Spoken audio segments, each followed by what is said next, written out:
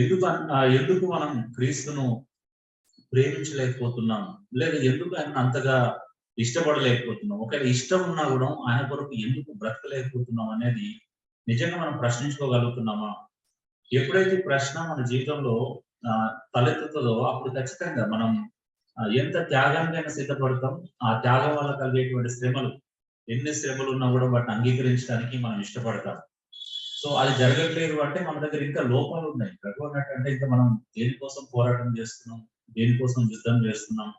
మన జీవితంలో ఎప్పుడు అంటే ఎకనామికల్ ఇష్యూస్, లేకపోతే ఆర్థిక సంబంధమైన ఫైట్స్, లేకపోతే ఇంకా ఉద్యోగ సంబంధమైన ఫైట్స్, లేకపోతే కుటుంబ సంబంధమైన పోరాటాలే మనం ఇంకా ఎక్కువ చేస్తున్నాం అంటే దాని అర్థం ఏంటి అంటే మనకి ఇంకా అర్థం కాలా క్రీస్తును రీచ్ అయ్యేటువంటి స్థితిని మనం ఇంకా గురిగా పెట్టుకోలేదు అనేది క్లియర్ గా తెలుస్తుంది. ఎంత తపన ఉంటది అంటే యేసుక్రీస్తును మనం చేరాలనుకున్నప్పుడు చాలా జాగ్రత్త పడతాం, చాలా త్యాగం చేసుకుంటాం, చాలా వదులుకుంటాం. అంటే ఎనీ కాస్ట్ అంటే ఎంత వెల చెల్లించైనా దాన్ని వదులుకోవడానికి ఇష్టపడతాం. కానీ ఈ రోజు మానవుడు దాన్ని దృష్టి పెట్టట్లేదు అనేది నిజంగానే చాలా చాలా ప్రధానమైనటువంటి అంశం. ఇంతకు నేను మెసేజ్ వింటున్నప్పుడు ఒక బ్రదర్ ఏమన్నాడు అంటే చాలా మంది క్రైస్తవుల్లో క్రిస్టియన్స్ లేరన్నాడు. అంటే రెండు రెండు పదాల్లో ఆయన వినియోగించాడు విచిత్రంగా. క్రిస్టియన్స్ అంటే CHRISTIANS, ఈ క్రిస్టియన్స్ లేరు, ఓన్లీ CRISTIANS ఈ క్రిస్టియన్స్ ఉన్నారన్నాడు. మరి ఈ క్రిస్టియన్ కి నిజంగా క్రైస్ట్ లో ఉన్న వ్యక్తులకు తేడా ఏంటిది అని అంటే,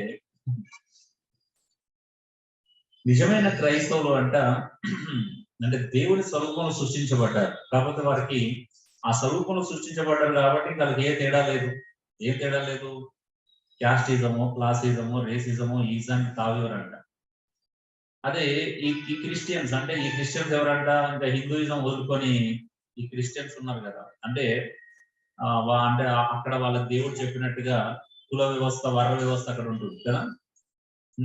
అంటే అలాగే సంఘంలోకి వచ్చిన తర్వాత కూడా మీ కుల వ్యవస్థను, వర్ణ వ్యవస్థను పాటిస్తూ అంటే ఇంకా పెళ్లిళ్ళ దగ్గర రాగానే మా కులం అమ్మాయి కావాలి, మా కులం అబ్బాయి కావాలి అంటే కులాన్ని వదులుకొని వాళ్ళంతా కూడా అంటే భగవద్గీతలో శ్రీకృష్ణుడు చెప్పినట్టుగా అంటే వర్ణ వ్యవస్థను క్రియేట్ చేసింది నేను బ్రాహ్మణులని బ్రహ్మ తల నుంచి సృష్టించబడ్డారు, క్షత్రియులు భుజాల నుంచి సృష్టించబడ్డారు, వైశ్యులు తొడల నుంచి సృష్టించబడ్డారు, శూద్రులు కాళ్ళ నుంచి వెళ్ళి సృష్టించబడ్డారు, పంచములు ఇంకా కింది ఎక్కడి నుంచి అసలు ఏం లేని దగ్గర నుండి సృష్టించబడ్డారు. అంటే ఈ వర్ణ వ్యవస్థ ఏదైతే ఉందో ఒక్క నుంచి కుల వ్యవస్థ పుట్టింది. ఆ కుల వ్యవస్థ ఇంకా మనం కొనసాగించుకునే దుస్థితిలో ఉన్నాం అనేది కూడా మనం ఆలోచించాలి. అంటే క్రీస్తు మీద ఫోకస్ ఉంటే ఇవన్నీ ఉండవు మన జీవితంలో. క్రీస్తు మీద ఫోకస్ లేదు కాబట్టి ఇంకా మనం కులాన్ని వదలలేదు, మనము కట్నకాంతలు వదలట్లేదు, లేకపోతే మన డబ్బు మీద వ్యామోహం వదలట్లేదు, ఈ లోకంలో స్థిరపడాలని పిచ్చిపోవట్లేదు, లేకపోతే ఏమంటారు డబ్బు సంపాదించుకోవడానికి ఏ మార్గమైనా ఓకే అనేటువంటి స్థితిలో కూడా మనం ఉంటున్నాం. అంటే అర్థం చేసుకోవట్లేదు. అంటే క్రీస్తు నిజంగా మనం ఇక్కడ ఉన్నాను అంటే నన్ను చూసి యేసుక్రీస్తు సంతోషపడతాడా లేదా అనేది కూడా ఎవరు సీరియస్ గా తీసుకోవట్లేదు. నిజమే కదా. ఒకసారి పదార్థాల గురించి ఒకరిని ఆలోచించారు సీరియస్ గా. నేను తప్ప వేరొక దేవుడు మీకు ఉండకూడదు, నేను తప్ప వేరొక దేవుడు ఉండకూడదు అంటే దాని అర్థం ఏంటి? నేను మాత్రమే దేవుణ్ణి అని అంటున్నాడు. నేను మాత్రమే దేవుడు, ఇంకా నేను కాక వేరే దేవుడు లేడు అంటే ఖచ్చితంగా క్రీస్తుని విశ్వసించే విషయం వచ్చినప్పుడు అంత సీరియస్ గా దేవుని విషయం వచ్చినప్పుడు ఆయన తప్పించి ఇంకొక దేవుడు ఉంటాడు. ఎప్పుడైనా ఆలోచించారు? నేను ఈరోజు మొదటి నుంచి ఆలోచిస్తున్నాను, మొన్న అంతకుముందు కూడా ఈ మాట విన్నాను నేను ఒక దగ్గర. ఏంటిదంటే 10 ఆజ్ఞల్లో 2వ ఆజ్ఞ ఏంటిదండి తెలుసా? 2వ ఆజ్ఞ ఏంటిదో? హలో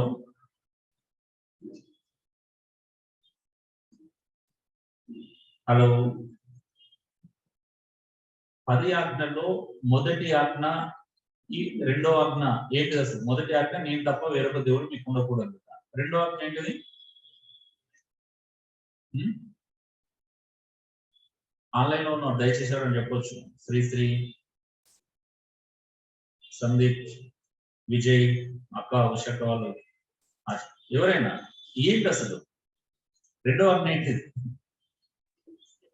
నిన్ను వాళ్ళని పొరుగు వారిని ప్రేమించాలా.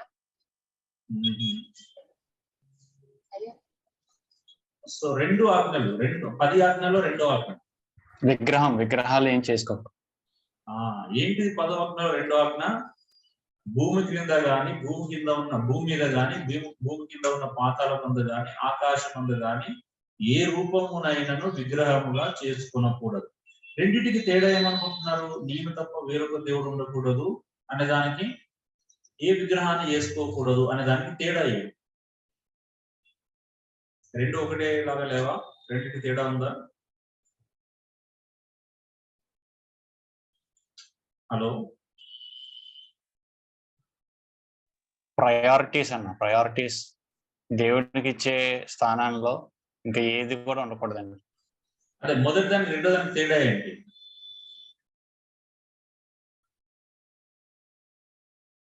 మనం ఆయన గుర్తిస్తాం, కానీ ఇచ్చే ప్రయారిటీస్ కొన్నిటికి ప్రయారిటీస్ ఇస్తాం, కానీ ఆ ప్రయారిటీస్ కూడా దేవునికి ఇవ్వాలి.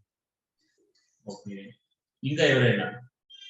అంటే నేనే నిజమైన దేవుడిని ప్రూవ్ చేసిన తర్వాత ఆయన క్యారెక్టర్స్ ని వేరే వాళ్ళ దాంట్లో వెతుక్కోకూడదన్న ఓకే, గుడ్ అనుకున్నా నేనైతే. అంటే మళ్ళీ కొత్తగా వేరే వ్యక్తి నడిపిస్తాడు, లేదంటే అంటే దేవుని యొక్క ఇమేజ్ ఏదైతే ఉందో దాన్ని దేనికి కూడా మనం ఇవ్వలేమన్నా. Very good.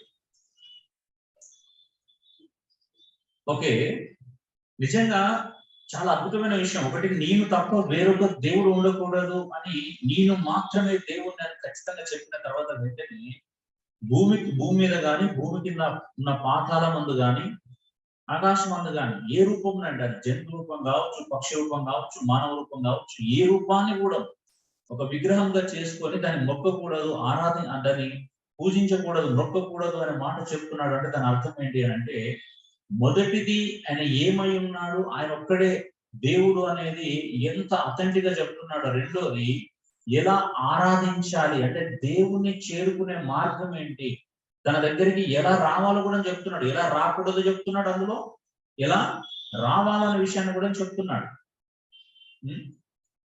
ఎలా రాకూడదు చెప్తున్నాడు, తనని ఎలా పూజించకూడదు చెప్తున్నాడు, ఎలాగ తనను అప్రోచ్ అవ్వకూడదు చెప్తున్నాడు.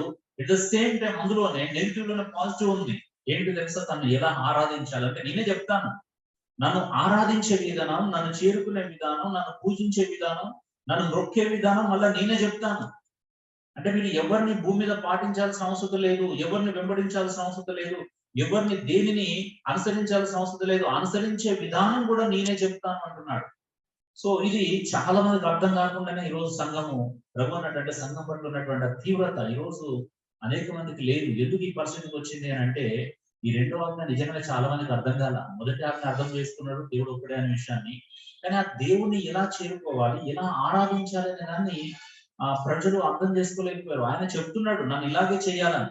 ఇప్పుడు ఎగ్జాంపుల్, మనం మొదటి సమయంలో 16వ అధ్యాయం చూసినప్పుడు సౌలుకు దేవుడు చెప్పాడు, అమాలేకులను సర్వనాశనం చేసినామని చెప్పాడు. కానీ సౌలు ఏం చేశాడు? చేశాడా? చేయలేదు. క్రొవ్విన వాటిని, మంచిగా ఉన్న వాటిని, బలిసిన వాటిని తీసుకొని వచ్చి ఎవరి కోసం తీసుకొచ్చాడంటే తన కొరకు తెచ్చుకున్నాడా? ఎవరి కోసం తెచ్చాడు?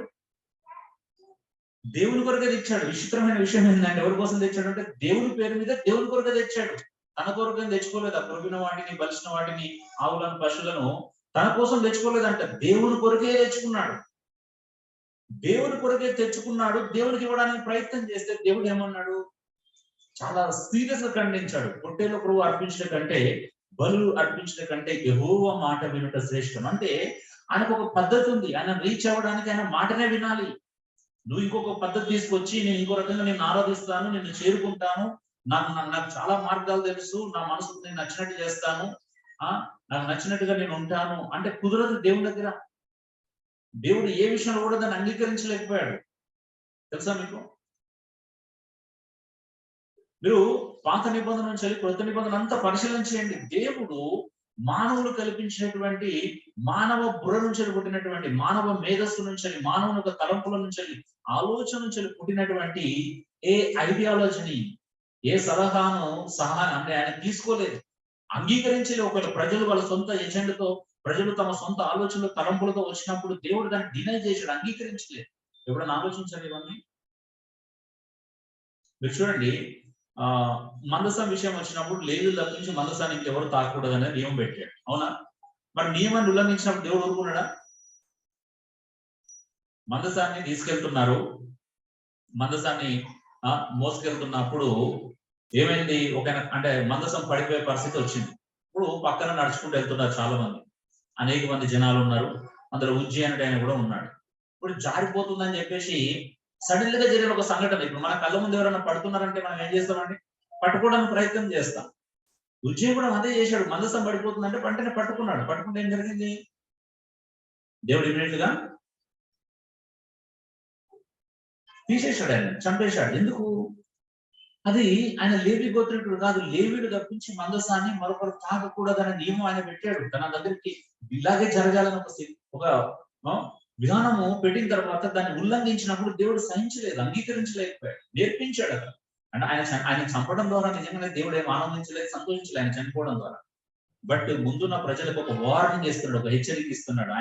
ఆయన నియమాలు ఉల్లంఘించకూడదు, ఆయన పద్ధతిని మీరకూడదు అనేటువంటి విషయాన్ని మనం చూస్తా ఉన్నాం. ఎన్ని సందర్భాలు ఉంటాయని తెలుసా బైబిల్ ఎక్కడ కూడా, ఆయన మాట వినాలి. బలులు, కర్మకాండాలు ఎన్ని పాత నిబంధన ప్రజలు ఎన్ని అప్పగించిన అక్కడ అన్ని అదే చెప్పాడు. నా మాట వినకుండా, నేను చెప్పినట్టు చేయకుండా మీరు ఎన్ని చేసినా దేవుడు అంగీకరించడు అనే విషయాన్ని చాలా స్పష్టంగా మనం తెలుసుకోవాలి. ఈరోజు కూడా కొత్త నిబంధనలు మన పరిస్థితి అదే.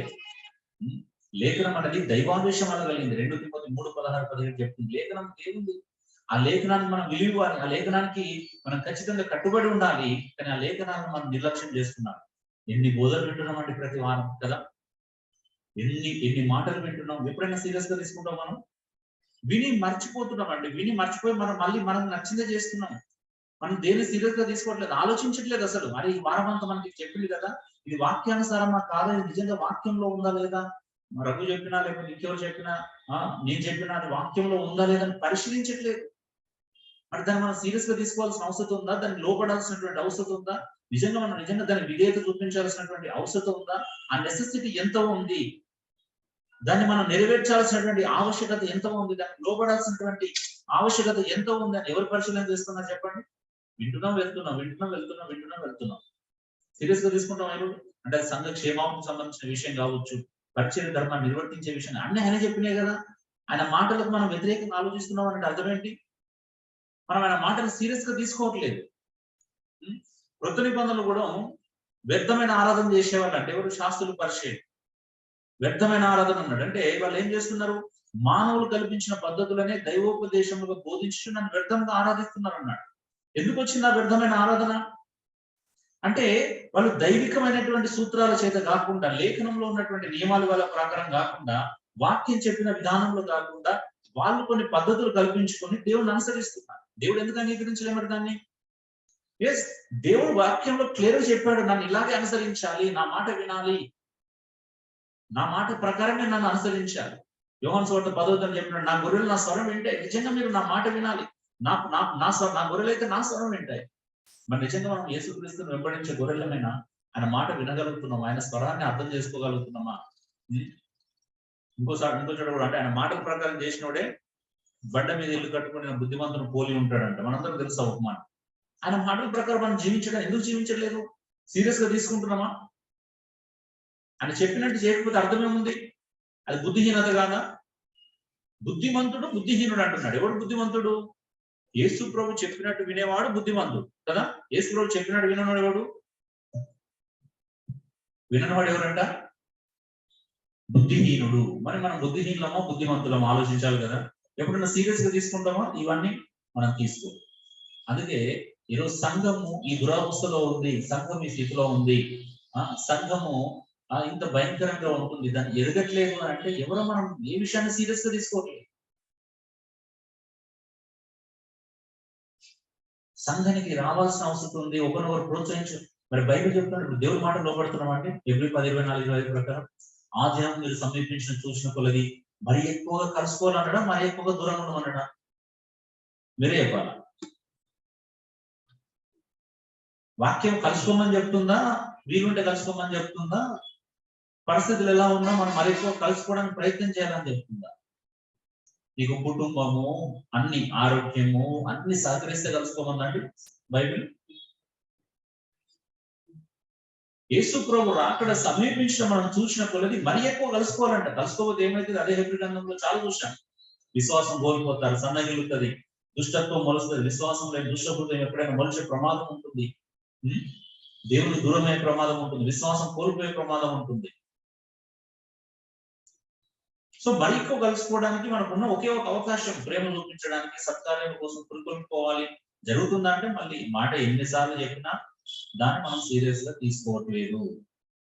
మనం ఎడిఫికేషన్ ఆఫ్ ద చర్చ్ అంటే సంఘం యొక్క క్షేమాభివృద్ధి కోసం మనం కలుసుకోవాలి, ఖచ్చితంగా మీట్ అవ్వాలి అనేటువంటి మాటను మనం సీరియస్ గా తీసుకోవట్లేదు. ఎందుకు అంటే మనకు అంత నెసెసిటీ కనిపించట్లేదు. మనం చాలా లైట్ గా తీసుకుంటున్నాం.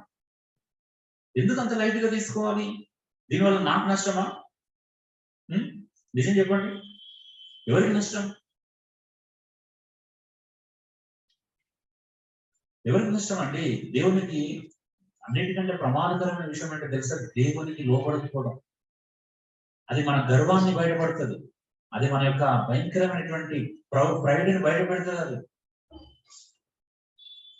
యేసు ఒకసారి మాట చెప్పిండంటే దానికోసం దేన్నైనా ప్రభు అన్నట్టు త్యాగం చేసుకోవాలి. దానికి శ్రమ పడాల్సి వస్తుంది.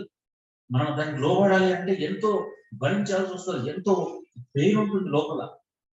ఆ పెయిన్ మనం తీసుకోవడానికి ఇష్టపడట్లేదు. అందుకే మనం ఏం చేస్తామంటే జీసస్ ని డినై చేస్తున్నాం. ఆయన మాటని, యేసుక్రీస్తు ఒక మాటని తృణీకరించడానికి ఇష్టపడుతున్నాం. కానీ ఆ పెయిన్ ఎందుకు తీసుకోలేకపోతున్నాం అంటే అందుకే అవమానాలు ఎదుర్కోవాల్సి వస్తాడు కదా. ఇంతకుముందు రఘు చెప్పినటువంటి మాటలో అవమానాలు ఎదుర్కోవాల్సి వస్తుంది. అవమానాలు నిర్లక్ష్యం చేయాలంట. మనకు వచ్చే అవమానాన్ని నిర్లక్ష్యం చేసి మన ముందున్న దానికోసం మనం పరిగెత్తాలి. మనం దేనికోసం పట్టబడ్డాము, దేనికోసం మనం రక్షించబడ్డాము, మన ఉద్దేశాలు, దేవుడు మనల్ని ఏం చేయమన్నాడో వాటి కోసం పరిగెత్తాలి. ఆ తపన ఉంటుంది మనకి. ఖచ్చితంగా దేవుడు ఆ తపనిస్తాడు.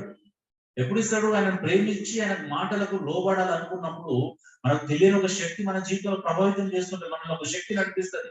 ఆయన ఇచ్చినటువంటి ఆత్మ యొక్క శక్తి మనల్ని నిద్రలేపుతుంటది. ఆత్మ యొక్క శక్తి మనల్ని ముందుకు తోస్తూ ఉంటది.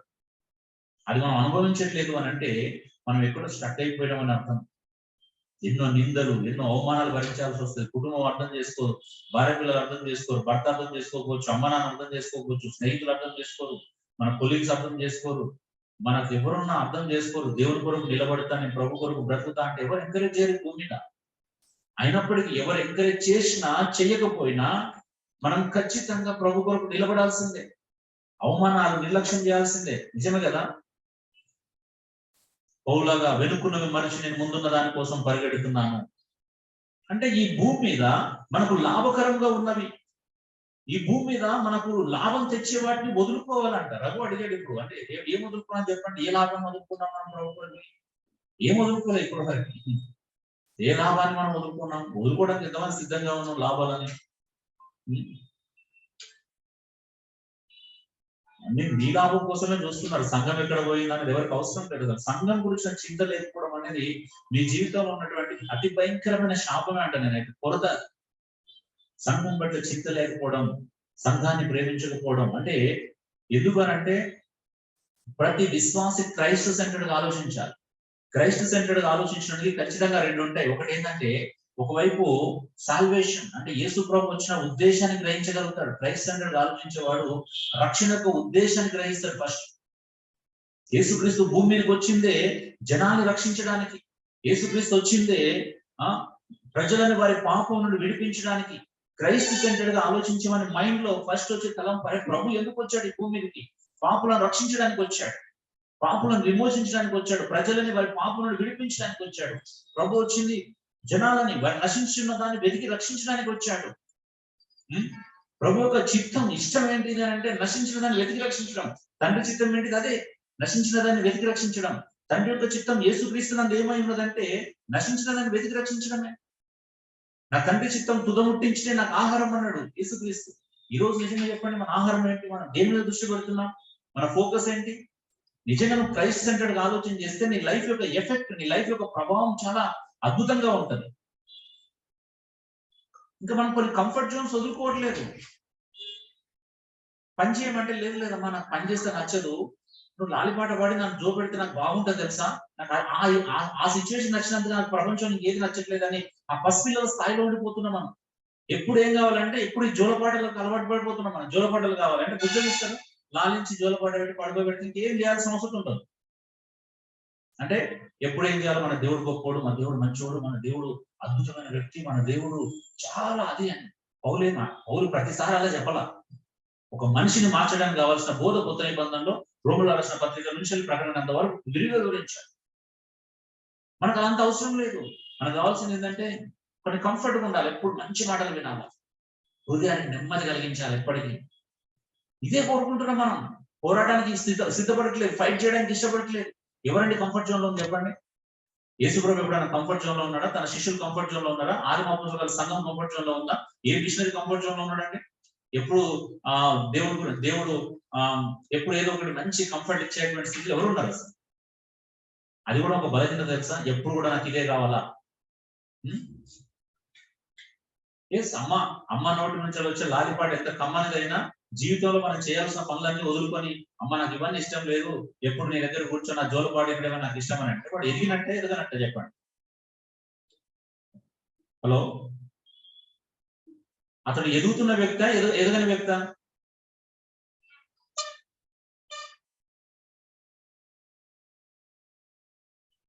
పనిపోరంటే నాకు పనిపోవడం ఇష్టం లేదమ్మా, నీకు ఒళ్ళో పడుకో, నా జోలపాటు అంటే నాకు చాలా హ్యాపీగా ఉంటుంది తెలుసా, ఐఎమ్ వెరీ కంఫర్ట్ అక్కడ. నువ్వు మాట్లాడే ముందు నువ్వు మంచిగా మాట్లాడేటువంటి ఆ తలని మూర్తు చెప్పే మాటలు అంటే నాకు చాలా ఇష్టం. బయటకి వెళ్తే కష్టపడాలి, చెమటలు వస్తాయి, అలసిపోతాం, ఇవన్నీ ఎందుకు మనకి? అలాగే దేవుని దగ్గర కూడా ఎలా ఉన్నామంటే ఎప్పుడు మనకు ఒకే అంశం కావాలా, ఇంకా మిగతా వద్దు. మనం ఏం చేయాలి, ప్రభు కొరకు ఏం త్యాగం చేయాలి, ఎలా బ్రతకాలి, ఎంత పోరాటం చేయాల్సి ఉంటుంది, అవసరం లేదు. ఒక క్రైస్ట్ సెంటర్డ్ గా ఆలోచించే వ్యక్తి జీవితంలో మొట్టమొదటికి వచ్చేటువంటి గొప్ప ఆలోచన ఏంటి తెలుసా? రక్షణ మీద దృష్టి పెడతాడు. జనాలు నశించిపోతే తట్టుకోలేదు, ఇంక్లూడింగ్ తన స్పిరిట్ కూడా దృష్టి పెడతాడు. తన ఆత్మ గురించి కూడా ఆలోచిస్తాడు. తన ఆత్మ ఎదుటి వ్యక్తి ఆత్మ గురించి ఆలోచిస్తాడు, ఖచ్చితంగా ఆలోచిస్తాడు. రెండోది, క్రైస్ట్ సెంటర్డ్ గా ఆలోచించేవాడు ఖచ్చితంగా సంఘం గురించి ఆలోచిస్తాడు. సంఘం గురించి ఆలోచించకుండా ఒక వ్యక్తి క్రైస్ట్ సెంటర్డ్ గా బ్రతకలేడు అని. ఎందుకంటే సంఘాన్ని ప్రేమించమన్నది ఆయన, సువార్త చెప్పమన్నది ఆయనే, సమస్త జనులను శిష్యులుగా చేయమన్నది ఆయనే. లేదు ప్రభా, నీ గుణగణాలు నాకు ఇష్టం కానీ నువ్వు చెప్పినా నాకు మాటలు ఇష్టం లేదు, నాకు అవి అంత పెద్ద ప్రియారిటీ లేదు, నీ గురించి ఎంత గొప్పగా వింటే నాకు అంత ఇష్టం కానీ నువ్వు చెప్పే మాటల మీద నాకు అంత శ్రద్ధ లేదు. ఎలా ఉంటుందో చెప్పండి ఒకసారి. నీ గురించి వింటే నేను చాలా ఉప్పొంగిపోతాను ప్రభా, నాకు వినడం కావాలి నీ గురించి, కానీ నీ ఆజ్ఞలు, నీ మాటలు.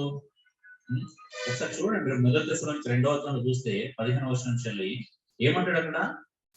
మా మాట ద్వారా గాని, మా పత్రిక ద్వారా గాని మేము ఇచ్చినటువంటి ఆ బోధను అనుసరించాలంట, మా విధులను చేపట్టండి, అపోస్తుల పరంపరను కొనసాగించమంటున్నాడు అక్కడ. మా మాట ద్వారా గాని, పత్రిక ద్వారా గాని మీకు ఇవ్వబడిన ప్రతి విధిని గైకొనాలి. అది నొక్కి చెప్పబడుతున్నటువంటి మాట. మరి ఎందుకు సీరియస్ గా తీసుకోం? ఈ రోజు అపోస్తులు లేరు, కానీ అపోస్తులు చెప్పినటువంటి మాటలను, పత్రికలను, వారి ఒక మాటలను పత్రికలో పొందుపరిచి ఇచ్చింది ఎవరు మనకి? దేవుడే కదా. దేవుడే కదా ఇచ్చింది. ఎవరు ఇచ్చారు మనకి? ఓకే, అవి నచ్చలేదు. అప్పుడు ఏం చేయాలంటే మనకు కావాల్సిన మాటలు అక్కడోటి తీసుకొని అన్ని చేకూర్చి మనం నచ్చినవి పెట్టుకోవాలి. వావ్, సూపర్ అనిపిస్తుంది అప్పుడు. అబ్బా ఎంత కంఫర్ట్.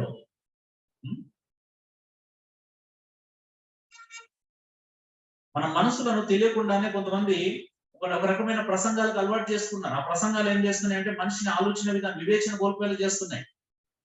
మనిషి వివేచన కోల్పోయేలా చేస్తున్నాయి కొన్ని ప్రసంగాలు. సందర్భాన్ని నిన్న కూడా నేను ఒక ప్రసంగం వింటున్నాను, ఒక బ్రదర్ది. అంటే భయంకరంగా చెప్తున్నాడు ఆయన, ఎమోషనల్ అయిపోయాడు. నాకు అర్థమైంది ఆయన వేరే ఎవరి దగ్గర నుంచి విని చెప్పాడో నాకు క్లియర్ గా తెలిసిపోయింది. ఆయన ఏమంటాడు, ఏం మాట్లాడుతున్నాడు ఆయన? యేసుక్రీస్తు భూమి మీదకి వచ్చి మనం ఏదేదో ఆలోచన చేస్తాం అని రైట్ కాదు. సిలువ వేయబడడం అనేది ఆయన జీవితంలో ఒక భాగం మాత్రమే, అది ఉద్దేశం కాదు. తండ్రి చిత్తం అంటున్నాడు. తండ్రి చిత్తం ఏంటిదంట? ఆ 30 సంవత్సరాల జీవితం మనం ఎప్పుడు చూసినా 3.5 సంవత్సరాల పరిచర్య జీవితాన్ని చూస్తాం, అది తప్పు. 30 సంవత్సరాల జీవితం చూడాలి. 30 సంవత్సరాల తల్లిదండ్రులకు లోబడి ఉన్న చూసినాం, అది అసలు తండ్రి చిత్తం అని చెప్పేసి మాట్లాడుతున్నాడు. ఎక్కడుంది చెప్పండి బైబిల్ అది? అలాగే ఇది ఎవరు ఈ ప్రసంగం, మెయిన్ ప్రసంగం ఎవరు చేశారో నాకు తెలుసు. 30 సంవత్సరాల జీవితాన్ని చూడమంటే ఆయన ఆ ఉద్దేశం నొక్కేప్పుడు లేదని వీళ్ళు అలాగే అర్థం చేసుకుంటారు విన్న వాళ్ళు మాత్రం. 30 సంవత్సరాల తల్లిదండ్రులు లోపడ్డాడు, 12 సంవత్సరాలకి వాక్యం తెలిసిన పండితులను, శాస్త్రులను, పరిశీలన ప్రశ్నించగలిగే స్థాయిలో ఉన్నప్పుడు కూడా ఆయన 30 సంవత్సరాలు తండ్రి చిత్తానికి లోబడ్డాడు. Okay, fine. బట్ ఆయన వచ్చింది దాని కొరకు కాదు. యేసుక్రీస్తు జీవితంలో తండ్రి చిత్తం ఖచ్చితంగా నశించిన దాన్ని వ్యక్తి రక్షించడమే. ఆయన పుట్టుకలోనే చెప్పబడింది, నేడు రక్షకుడు మీ కొరకు పుట్టి ఉన్నాడు, ఆయన తన ప్రజలని వారి పాపం నుండి విడిపిస్తాడు. అది పర్పస్. ఇప్పుడు ఆయనలాగా 30 సంవత్సరాలు దాకా వాళ్ళ విలేజ్ లో చాలా మంది ఉండొచ్చు కదా తల్లిదండ్రులు చూసుకునే వాళ్ళు. తేడా ఏముంది అందులో? అదే ఇలా అయితే ఎలా అయితే బాధ్యతగా తీసాడో మిగతా వాళ్ళు కూడా యూదుల్లో బాధ్యత కదా అన్నది, తల్లిదండ్రులు చూసుకోవడం, ఒక ఏజ్ తర్వాత బయటకు రావడం అనేది. పర్పస్ కాదు, అది బాధ్యత. పర్పస్ ఏంటి అని వచ్చింది, చావడానికి వచ్చాడు. ఎంత ఎగురికంతకంటే ఎంత క్లియర్ వేస్తాడు, అక్కడ కూడా రాస్తాడు, దేవాను నాకు ఒక శరీరం అమర్చిది. ఎందుకు అమర్చాడు శరీరాన్ని? చావడానికా? చావడానికే కదా 100%. దేవా నాకు ఒక శరీరాన్ని అమర్చితివి. ఆ శరీరం ఎందుకు? ఇవ్వడానికి. ఆయన ఎన్నోసార్లు అన్నాడు, ఆయన తను తాను క్రయధనం అప్పగించుకోవడానికి వచ్చాడు, తనను తాను అప్పగించుకోవడానికి వచ్చాడు, తన ప్రాణం. అది పర్పస్. 100 సార్లు నొక్కి చెప్పుకున్న మాటను పక్కన పెట్టేసి ఒక ఆయన ఏదో మనకు 3.5 సంవత్సరాల పరిచయం కాదు, కేవలం అది ఒక భాగం అంటున్నాడు. యేసుప్రభు శిలువలో మరణించిన భాగం అని ఏ బైబిల్ చెప్తుందండి? బైబిల్ ఏ వర్షం చెప్తుంది చెప్పండి? యేసుక్రీస్తు శిలువలో మరణించడం ఒక భాగం మాత్రమే. నిజంగా చెప్తుందా బైబిల్ అలాగా? అసలు దాంతో 30 సంవత్సరాల లోపు ఉంది, ఆ 3.5 సంవత్సరాలు ఒక పాట మాత్రమే. ఎంత భయంకరమైన స్టేట్మెంట్ అనిపిస్తుంది. అంటే కొంతమంది లేఖనాలను సందర్భంలో నేను చూడమని చెప్తే చాలా మంది నచ్చదు. ప్రసంగం ఏంటంటే అక్కడో వర్షం ఇక్కడో వర్షం తీసుకొచ్చి వాటిని అల్లి ప్రసంగం చేయాలనే పిచ్చిలో ఉన్నారు కొంతమంది. అలా అల్లడం ద్వారా ఏం జరుగుతుంది? మరి అలాంటి ప్రసంగాలు వినిపిస్తాను, నేను 100 తప్పులు చూపిస్తాను. కానీ సందర్భంలో చెప్పిన లేఖనంలో మీరు 10 తప్పులు చూపించగలుగుతారా?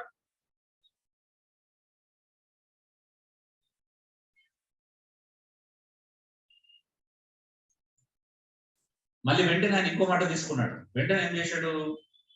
యోహాను సువార్త 21వ అధ్యాయం తీసుకొని నేను ఆయనకు నేర్పించాను, అంటే నేను చెప్పాలని ఆశపడుతున్నాను. ఇప్పుడు మీకు చెప్తున్న మిస్టేక్స్ ఎలా ఉంటాయి. యోహాను సువార్త 21వ అధ్యాయంలో తీసుకొని పేతురు గురించి మాట్లాడతాడు. నువ్వు ఇలా హతసాక్షిగా మరణిస్తావు, నువ్వు చిన్నప్పుడు నీకు ఇష్టానుసారంగా నడిచావు, కానీ నీకు పెద్ద అయిన తర్వాత మరొక నేను కట్టి తీసుకెళ్తాడు అని చెప్పినగానే ఓకే నేను అలా మరణిస్తాను, అయితే మంచిది. అయితే మరి ఆ సంగతి, ఆ యోహాను సంగతి ఏంటి అని అడిగాడు. అప్పుడు యేసు ఏమన్నాడు?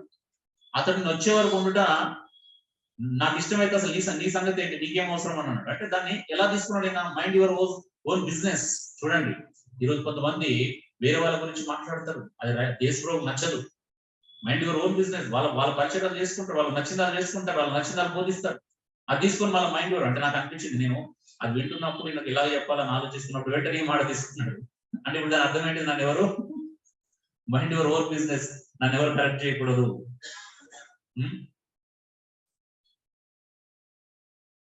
ఎవరి పనాలు చూసుకోవాలా?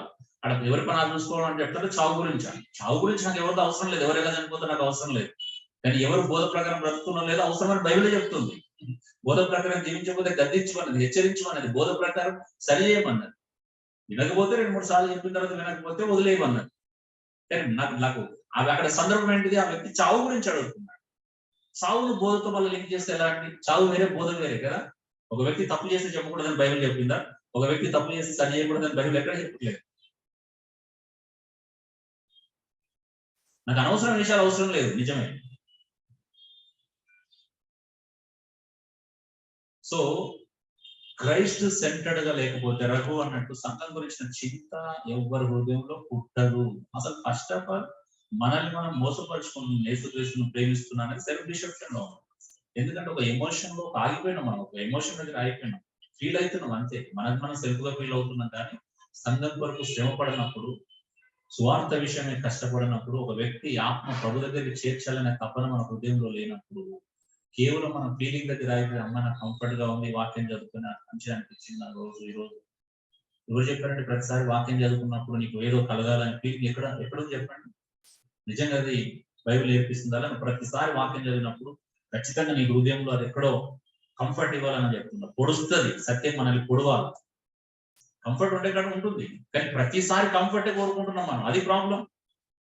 కంఫర్ట్ అవసరం, నువ్వు కష్టపడినప్పుడు అవసరం, నువ్వు ప్రభు కొరకు శ్రమ పడినప్పుడు అవసరం, నేను ధైర్యపరచడానికి. పౌలు సువార్త ప్రకటన చేసుకుంటూ వెళ్తున్నప్పుడు పరిశుద్ధ దేవుడు వచ్చి బలపరిచాడు, ఆయన ధైర్యం పరిచాడు. నేనున్నాను, భయపడకన్నాడు. ఆ పట్టణంలో నువ్వు ఒక్కరివే కాదు, నాకు సంబంధించిన అనేక మంది మనుషులు ఉన్నారు, నువ్వు ధైర్యం చేసి ప్రకటించు అన్నాడు. అక్కడ కంఫర్ట్ అవసరం, ధైర్యం అవసరం. అసలు మన నోరే తెలియదు, మనకేం కంఫర్ట్ చెప్పండి? మన నోరే తెలియదు, మనకేం కంఫర్ట్? మనకేం బలపరచాలి? ఏ విషయంలో బలపరచాలి? ఏ విషయంలో నేను ఎప్పుడు జోపడ్డాను? ఈరోజు సీరియస్నెస్ లేదు. సంఘం అనే దాన్ని మనం చాలా సింపుల్ గా, సిల్లీగా, లైట్ గా తీసుకుంటున్నాం. అంటే యేసుక్రీస్తు రక్తం కార్చింది నువ్వు అంత సిల్లీగా తీసుకోవడానికి, నువ్వు యేసుక్రీస్తు ప్రాణం పెట్టి సంఘాన్ని స్థాపించింది మన ఇష్టానుసారంగా నడుచుకోవడానికి.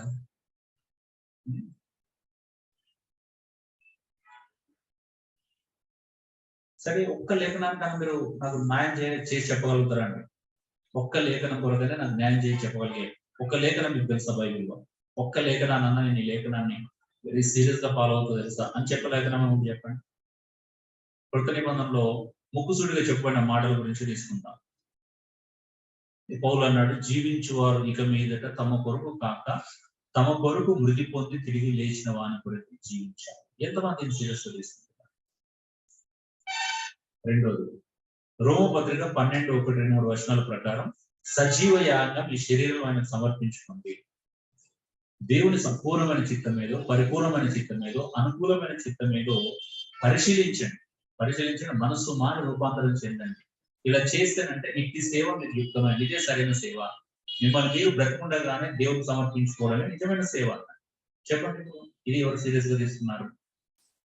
ఫిలిప్పీయులకు రాసిన పత్రికలో పౌలు అంటాడు, మీ మధ్యలో ఏవి మాన్యమైనవో, ఏవి రమ్యమైనవో, ఏవి ఖ్యాతి గలవో, ఏవి ఉన్నతమైనవో వాటి మీద ధ్యాస ఉంచమంటున్నాడు. మన ధ్యాస నిజంగా ఉన్నతమైనవైనా? అన్నిటికంటే ఖ్యాతి కలిగిన దాని మీదనే మన ధ్యాస ఉంచుతున్నామా? కొలస్సీ 3:1 చూస్తే, మీరు నిజంగా క్రీస్తు కూడా లేకపోయిన వారైతే పైన వాటిని వెతకండి, భూ సంబంధమైన వాటి మీద మనసు పెట్టొద్దు. మరి నిజంగా మీరు లేకపోబడ్డారా? చెక్ చేసుకోండి, చెక్ యువర్ సెల్ఫ్. భూ సంబంధమైన వాటి మీద మనసు పెట్టొద్దు. ఎందుకంటే క్రీస్తు దేవుని కుడిపార్శ్వన కూర్చున్నాడు. ఆయన లోపల నీ జీవం దాగి ఉన్నది. ఎవరి జీవం? నీ జీవం. మరి నీ జీవాన్ని నువ్వు వెతుకోవాలి. ఎవరు వెతుకుతారు నీ జీవాన్ని? నేను వెతుకున్నాను. ఎవరి జీవాన్ని వాళ్ళు వెతుకోవాలా? నేను వెతకాలి ఇప్పుడు జీవాన్ని. నా జీవం క్రీస్తు కూడా దాచిపడి ఉన్నది. ఎక్కడున్నది? క్రీస్తులో ఉంది. క్రీస్తు ఎక్కడున్నాడు?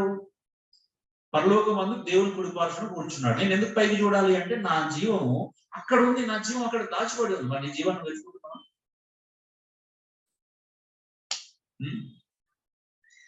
అరే, నేను 1000 వర్షాలు మనం చూసిన దేని మనం సీరియస్ గా తీసుకోవట్లేదని ఫ్యాక్ట్ అండి. ఎందుకంటే మనం వీఆర్ ప్లేయింగ్ అంటే మనం మంచిగా డ్రామా ఆడుతున్నాం తెలియకుండా. గుడ్, మనకు మనం మంచిగా ఉన్నాం అనుకుంటున్నాం. సెల్ఫ్ రైచియస్నెస్ పెంచుకోకండి దయచేసి. మీ రైచియస్నెస్ ఎంత గొప్పది అనేది దేవుని వాక్యంలో దగ్గర చూసుకోవాలి. నేనైనా వాక్యంతో పోల్చుకోవాలి. అంతేగాని నేను బాగానే ఉన్నాను ప్రస్తుతానికి అనుకోవట్లేదు. నేను బాగుండట్లేదు అనుకుంటున్నా కాబట్టి ఇంకెక్కువ పని చేయాలి, ఇంకా నా సమయాన్ని ఎక్కువగా వెచ్చించాలి, ఇంకెక్కువ కష్టపడాలని ఆరాటపడుతుంది. సో అదే అండి, అంటే మొదటి ఆజ్ఞలో నేను తప్ప మీకు వేరొక దేవుడు ఉండకూడదు అంటే ఎంత ఖచ్చితంగా చెప్తున్నాడు చూడండి. నేను తప్ప వేరొక, నేను మాత్రమే దేవుణ్ణి. రెండోది, దేవుణ్ణి ఆరాధించే పద్ధతి చెప్తున్నాడు. ఎలా ఆరాధించాలి? మొదటిది రెండోది మనకు సేమ్ అనిపిస్తుంది కానీ చాలా సేమ్ కాదు అవి. రెండోది ఎలా ఆరాధించాలనే విషయాన్ని నాకు చెప్తున్నాడు. ఆరాధన పద్ధతి కూడా నేనే చెప్తాను, నాకు నచ్చినట్టుగా నేను చెప్తాను. దాని ప్రకారం మీరు ఆరాధించాలి, దాని ప్రకారం నన్ను మొక్కాలి. అక్కడ మొక్కడం అనేది వర్షిప్. మన కొత్త నిబంధనలు చూస్తే వర్షిప్ అనే పదం ఎక్కడ ఉండదు, మళ్ళీ మొక్కడం అనే పదం దగ్గర కనిపిస్తుంది. నమస్కారం చేయట, మొక్కడం, పూజించడం, ఈ 3 సందర్భాలను కొత్త నిబంధనలు వర్షిప్ అనే పదం కనిపిస్తుంది. మిగతా 4వ సందర్భం లేదు వర్షిప్ దగ్గర. అందుకే ఆయన మొక్కడం అని అంటే వర్షిప్ చేయడం. ఆయన వర్షిప్ ఎలా చేయాలా? ఆయన చెప్పినట్టు చేయాలి. అంతేగాని నువ్వు ఒక రూపం చేసుకోనో లేకపోతే ఇంకొక దాన్ని పెంచుకోనో ఇంకొక పద్ధతిని ఆయన అంగీకరించాడు. అందుకే దాన్ని అలా చేస్తే దాన్ని వ్యర్థమైన ఆరాధన అంటారు. మానవుడు కల్పించే, మానవుని పుర్ర నుండి పుట్టేది ఏదైనా వ్యర్థమైన ఆరాధన. నా పుర్రెలో ఎంత జ్ఞానం ఉన్నా, ఎంత తెలివి ఉన్నా, ఎంత అద్భుతంగా నేను దానికి లాజిక్ చెప్పుకున్నా కూడా మళ్ళీ నేను ఎక్కడికి రావాలంటే వాక్యానికి ఇంట్లో కావాలి. మరి ఆయన వాక్యాలు మాత్రమే. ఇప్పుడు సోలా స్క్రిప్చర్ అంటారు చాలా మంది. సోలా అంటే మాత్రమే. మరి సోలో అనే పదం మనకు తెలుసు, సింగిల్, ఒక్కటే. అదొక్కటే. ఏందొక్కటే? సోలా స్క్రిప్చర్, లేఖనం ఒక్కటి మాత్రమే. ఇంకా దాంట్లో యాడన్స్ లేవు. లేఖనం ఒక్కటే. ఈరోజు నిజమే, అందుకే ఆ లేఖనం ఒకటే అనే దాని దృష్టి నుంచి వెళ్ళి మంచి వాళ్ళు డిబేట్ అవుతున్నారు. మంచి వాళ్ళు శోధనలు ఎత్తుకొని పోతున్నారు. లేఖనం కంటే కూడా మించింది ఉంది. లేఖనంతో పాటు భక్తుల యొక్క సిద్ధాంతాలు కూడా మనం ఫాలో కావాలి అనే దృష్టికి వెళ్ళిపోయింది సంఘం ఆల్రెడీ. అందుకే కొట్టుకుంటున్నారు, మీరు వేరే మేము వేరే అని. గ్రూప్స్ క్రియేట్ అవుతున్నాయి. మానవులను బట్టి దాన్ని మ్యాండేట్ కూడా చేస్తున్నారు. ఖచ్చితంగా అందులో ఉండి తీరాల్సిందే, ఏదన్నా ఒక దాంట్లో ఉండి తీరాల్సిందే. ఎక్కడ ఉంది? అందులో మంచి ఉంది, ఇందులో మంచి ఉంది. అందులో చెడు ఉంది, అందులో తప్పు ఉంది, ఇందులో తప్పు ఉంది. రెండింటిని అంగీకరించడం నేర్చుకోవట్లేదు మనం. వాళ్ళకు లేని సమస్య వాళ్ళ తర్వాత వచ్చిన జనరేషన్స్ వచ్చినాయి. లాస్ట్ టైం మనం మాట్లాడుకున్నాం కదా క్యాల్వినిజం గురించి, ఆర్మేనియనిజం గురించి.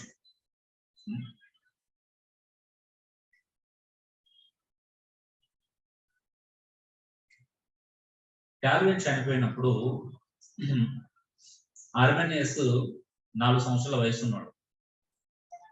విచిత్రమైన విషయం ఏంటంటే వాళ్ళు ఒక కాలానికి చెందిన వాళ్ళు కాదు. రెండోది వాళ్ళు ఒక దేశానికి సంబంధించిన వాళ్ళు కూడా కాదు. ఒక ఆయన స్విట్జర్లాండ్ అయితే ఇంకొక దేశం నెదర్లాండ్. వాళ్ళు ఒక దేశానికి సంబంధించిన వాళ్ళు కాదు. ఒక ఆయన ఒక దేశంలో కొట్టే క్యాల్విన్ ఇంకో దేశంలో చనిపోయాడు. ఆర్మేనియస్ దేశాలను తిరిగేసి నెదర్లాండ్స్ పుట్టేసి వాళ్ళ దేశాలను తిరిగేసి మళ్ళీ అక్కడ వచ్చి అక్కడే ఉండిపోయాడు. ఇద్దరు ఒక కాలానికి సంబంధించిన వాళ్ళు కాదు, ఒక దేశానికి సంబంధించిన వాళ్ళు కాదు, ఇద్దరు ప్రపంచాలు వేరు. క్యాల్విన్ లా చదువుకొని ఆయన తర్వాత థియాలజీ చేశాడు. ఆర్మేనియస్ చిన్నప్పటి నుంచి వెళ్ళి ఆయనకు వచ్చినటువంటి చిన్నప్పుడే ఆయన ప్రపంచం వేరు. ఆర్మేనియస్ యొక్క ప్రపంచం వేరు. చిన్న వయసులోనే తండ్రిని కోల్పోయాడు. 15 సంవత్సరాల వయసు తన తల్లిని, కుటుంబాన్ని, తన అన్నదమ్ములందరినీ కోల్పోయాడు. ఆయన ఒక ప్రపంచం వేరు. 15 సంవత్సరాల వయసు వచ్చేసరికి ఆయన సిచ్యువేషన్స్ వేరు. ఇద్దరు డిఫరెంట్ కోణంలో, డిఫరెంట్ ప్రపంచంలో ఉన్నారు. ఎంతో కాలానికి ఆర్మేనియస్ ఏమైండు అంటే క్యాల్విన్ ఒక శిష్యుల దగ్గర, బేజ్ ఆయన పేరు అనుకుంటా. సో ఆయన దగ్గరికి వెళ్ళి డిస్కషన్ చేసిండంట. అసలు దీని మీద క్యాల్వినిజం చదువుతున్నప్పుడు అసలు ప్రిడెస్టినేషన్ అనే పదము అక్కడ చాలా తక్కువ, అంటే ఆయన పుస్తకాలన్నింటిలో, ఆయన చరిత్ర అంతా క్యాల్విన్ ఎక్కడ కూడా దాన్ని గట్టిగా చెప్పలేదు. అని ఇక్కడ వచ్చింది ఏంటంటే క్యాల్విన్ నుంచి రాలే ప్రాబ్లం. క్యాల్విన్ యొక్క శిష్యులు ఆర్మేనియస్ యొక్క శిష్యుల ద్వారా వచ్చింది. కొన్ని సందర్భాలు అంటే నేను ఒక చెప్తే విన్నాను, అసలు ఆర్మేనియస్ కొన్నిసార్లు డిపెండ్ చేశాడంటే క్యాల్విన్ చెప్పిన సూత్రాలను. ఈ రోజు మనం క్యాల్వినిస్టులు, ఆర్మేనిస్టులు అని కొట్టుకొని వస్తున్నాం. వాళ్ళు ఏం చావాలి కొట్టుకోలేదు. వాళ్ళు ఈవెన్ వాళ్ళ పుస్తకంలో రాసుకున్నప్పుడు మనం స్నేహపూర్వకమైన చర్చను కొనసాగించడం రాసుకున్నట్టు. ఎవరు? క్యాల్విన్ ఒక శిష్యుడును ఆర్మేనియస్ దాని గురించి మాట్లాడుకున్నాం. వాళ్ళకి లేదు ప్రాబ్లం, వాళ్ళు ప్రేమతో చర్చించుకున్నారు.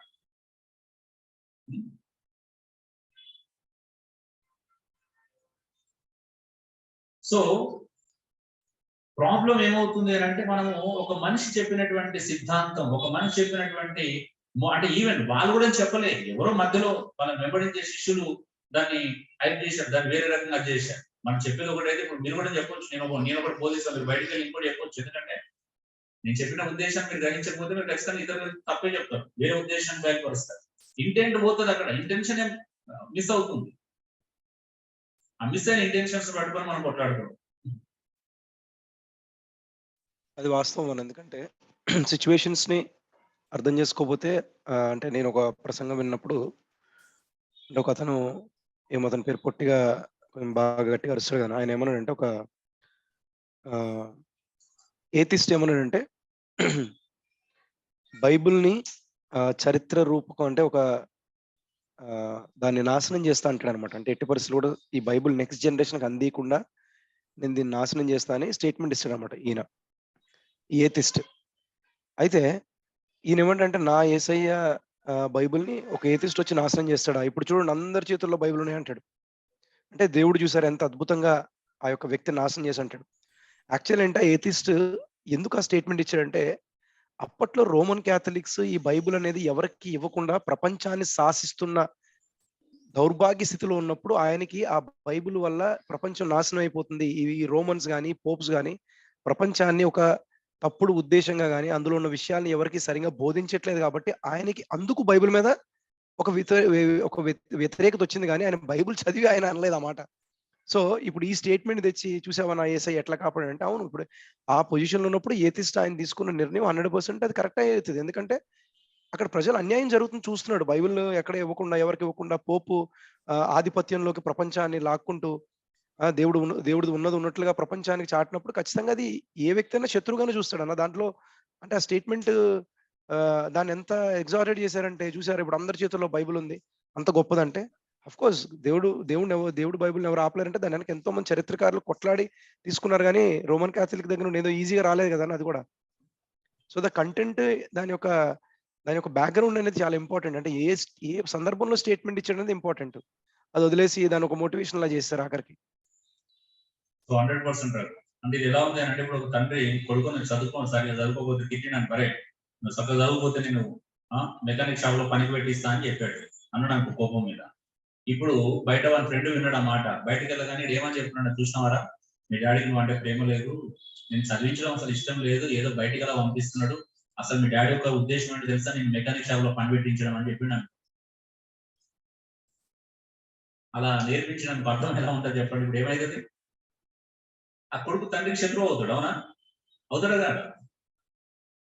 ఇప్పుడు అదే ఒక స్టేట్మెంట్ మనం చేస్తున్నప్పుడు రెండు విషయాలు గుర్తుపెట్టుకోవాలి. ఒకటి స్టేట్మెంట్ కరెక్టా లేదని మనం చూసుకోవాలి, ఏ సందర్భంలో చెప్తున్నామో నాకు తెలియాలి. ఎదుటి వ్యక్తి స్టేట్మెంట్ కూడా మనం అర్థం చేసుకునేటువంటి స్థాయిలో ఉండాలి. మనం ఒక సింపుల్ గా ఒక స్టేట్మెంట్, ఇప్పుడు ఇంతకుముందు నేను చెప్పాను కదా నిన్న వాక్యంలో ఉన్నప్పుడు, ఆయన స్టేట్మెంట్ ఏం చేశాడు, యేసుక్రీస్తు వచ్చిన పర్పస్ అది కాదు, తండ్రి చిత్తం అది కాదు, అది ఒక భాగం మాత్రమే శిలువలో పండించడం. అసలు తండ్రి చిత్తం అంతా 30 సంవత్సరాలు చేశాడు.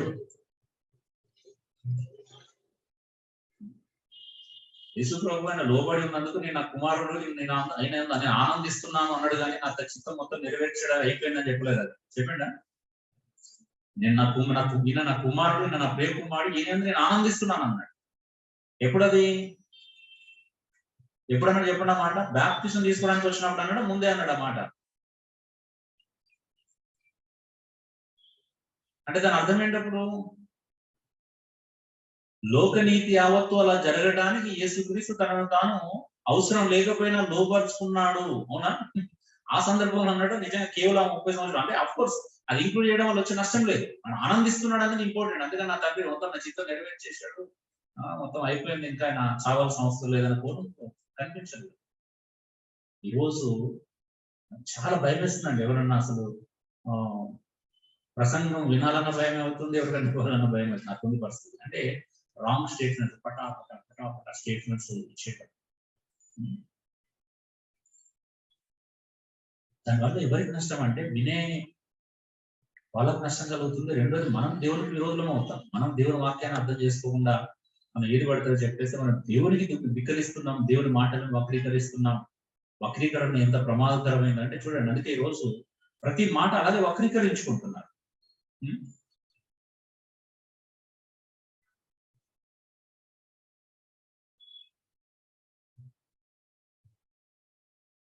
So dear brothers and sisters, నువ్వేం చేయాలి, ఏమైనా చేయాలి, అది క్రైస్ట్ సెంటర్డ్ గా ఉందో లేదో చెక్ చేసుకుంటా.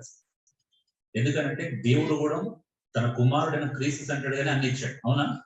బైబిల్ అంతా కూడా తండ్రి అయిన దేవుడు కూడా దేని బట్టి ఆధారం చేసుకుని ఇచ్చాడు, అన్ని క్రైస్ట్ సెంటర్డ్ గానే ఉంటాయి. సో క్రైస్ట్ సెంటర్డ్ అంటే ఆయన రెండు విషయాలు ఖచ్చితంగా ఉంటాయి. ఏంటిదంటే ఒకటి స్వార్థ ప్రకటించడం, రెండోది శిష్యులను తయారు చేయడం, మూడోది సంఘాన్ని కాయడం, నాలుగోది ఆయన కొరకు అర్థసాక్షులుగా భరించడం, సాక్షులుగా జీవించడం. క్రైస్ట్ సెంటర్డ్ అంటే నాలుగే, ఇంకోటి లేదు. అంటే గ్రేట్ కమాండ్మెంట్స్ కూడా, ఒకటి సువార్తను ప్రకటించడం, రెండోది గ్రేట్ కమిషన్. ఒకటి గ్రేట్ కమాండ్మెంట్స్ అయితే మరొకటి ఏంటిది, సంఘాన్ని కాయడం, ఇంకోటి సాక్షులుగా బ్రతకడం ఆయన కొరకు. ఈ 5 మన జీవితంలో జరగట్లేదు అని అంటే మనం క్రైస్ట్ సెంటర్డ్ కాదు. మన జీవితం ద్వారా సువార్త వెళ్ళట్లేదు, మన జీవితం ద్వారా శిష్యత్వం మనం తోడ్పడట్లేదు, ఏదో రకంగా చిన్న పనిగా చిన్న విషయంగా నేను తోడ్పడట్లేదు. ఒక వ్యక్తిని యేసు ప్రభువు వెంబడించేలా చేయడంలో మన వంతు ప్రయత్నం చిన్న కూడా లేదు. సువార్తలో మన వంతు అంటే నువ్వు డైరెక్ట్ అందరికీ ఊరందరిని ప్రకటించమని కూడా చెప్పట్లేదు, కనీసం మనకు ఆశ లేదు, నేను ఎవరికైనా యేసు ప్రభువు గురించి పంచుకోవాలనే తీవ్రత కానీ, అలా పంచుకుంటున్న వాటితో కలిసి పనిచేసే తీవ్రత కానీ మన లోపల లేదు, మనకు అంత టైం లేదు. అంటే బిజీ. శిష్యులను తయారు చేసే విషయం, సహోదరులను ప్రేమించే విషయం, సంఘానికి రావాలా, ఎడిఫికేషన్, చర్చ్ ఎడిఫికేషన్. సో నాయకుడు సంఘానికి వస్తే సంఘం అంతా ఎడిఫికేషన్ విషయంలో కోఆపరేట్ చేయాలి. ఈ పని ఉంది అందరికీ. ఇప్పుడు చెప్పిన 5 పనుల్లో ప్రతి విశ్వాసకు ఒక బాధ్యత ఉంది, ఒక పాత్ర ఉంది. అది గ్రేట్ కమాండ్మెంట్స్ కావచ్చు, గ్రేట్ కమిషన్ కావచ్చు, చర్చ్ ప్లాంటింగ్ కావచ్చు, లేకపోతే ఆయనకు సాక్షులుగా జీవించడం కావచ్చు.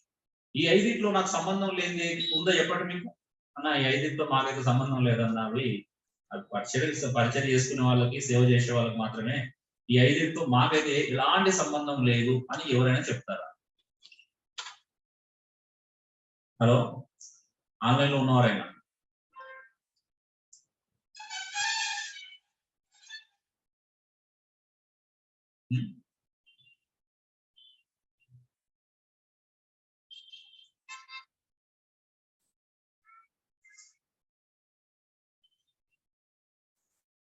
కొంతమంది ఏమనుకుంటారంటే ప్రయారిటీస్ ఉన్నాయి కాబట్టి మిగతా అవసరం లేదనుకుంటారు. రైటే నాది? ఎస్, నాకు నా వ్యక్తిగత ప్రయారిటీస్ ఉన్నాయి కాబట్టి నేను కుటుంబాన్ని పట్టించుకోను, నా కుటుంబ ప్రయారిటీస్ ఉన్నాయి కాబట్టి నేను సంఘాన్ని పట్టించుకోను, నాకు సంఘం ప్రయారిటీస్ ఉన్నాయి కాబట్టి నేను సమాజాన్ని పట్టించుకోను. రైటేనా ఇదంతా? ఎంతో కొంత అక్కడ కూడా ఇన్వాల్వ్ కావాల్సి వస్తుంది.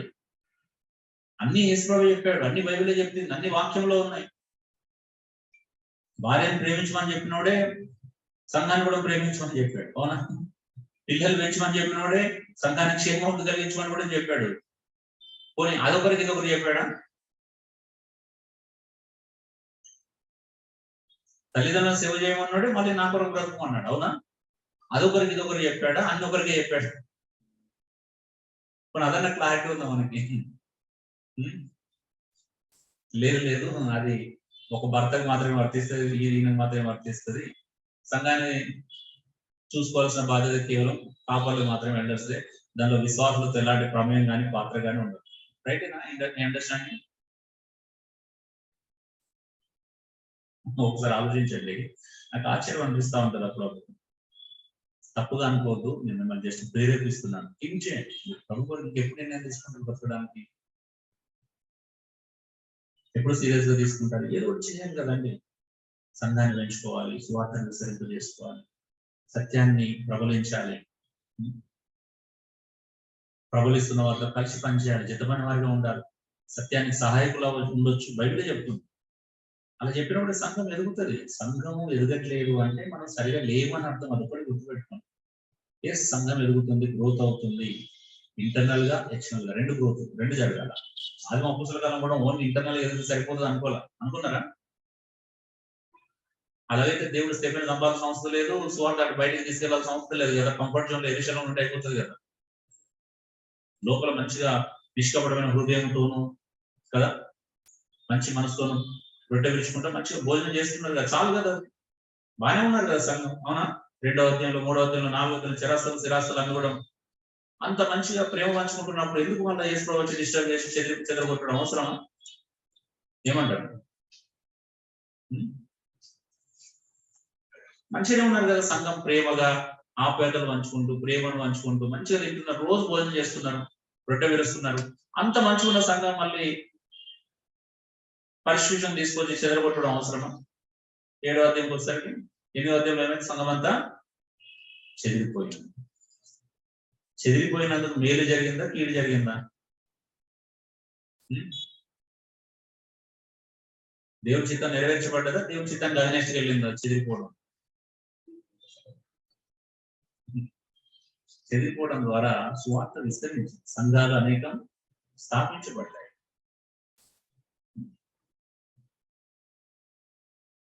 సో మనం బైబిల్ని ఓరగా చదవట్లేదు, మనం నచ్చిన పార్ట్స్ మనం చదువుకొని ఎంజాయ్ చేస్తున్నాం అంతే.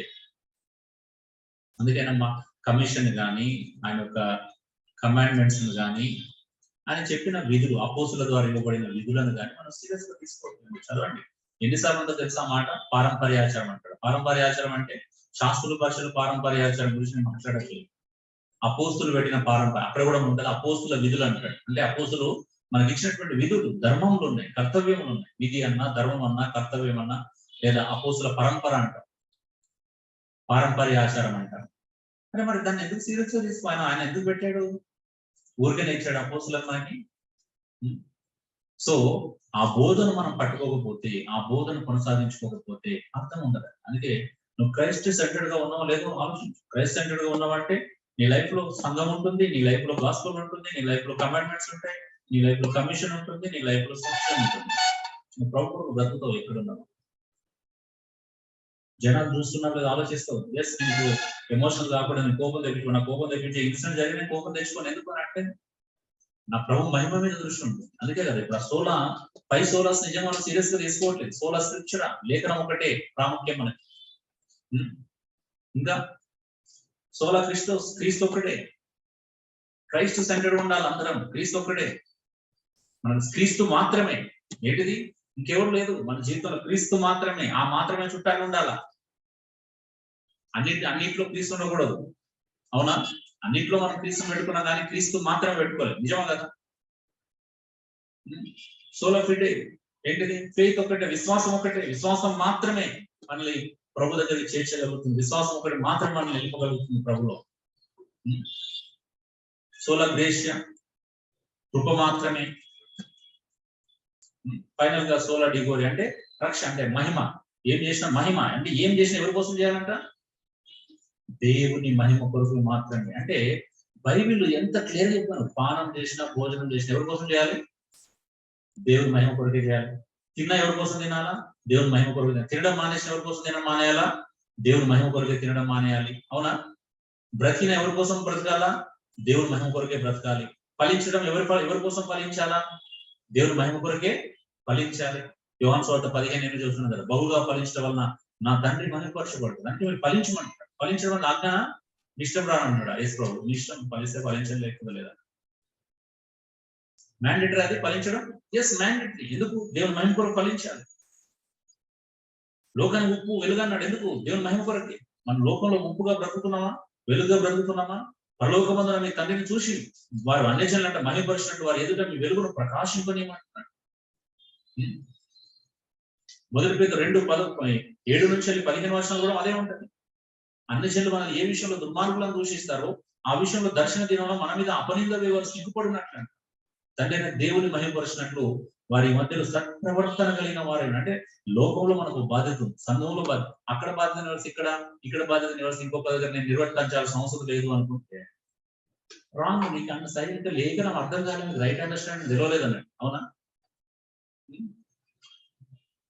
నాకు ఫస్ట్ ప్రయారిటీ భార్య కాబట్టి నాకు పిల్లలు కూడా నా పిల్లల్ని పట్టించుకున్నాడు, రైటేనా?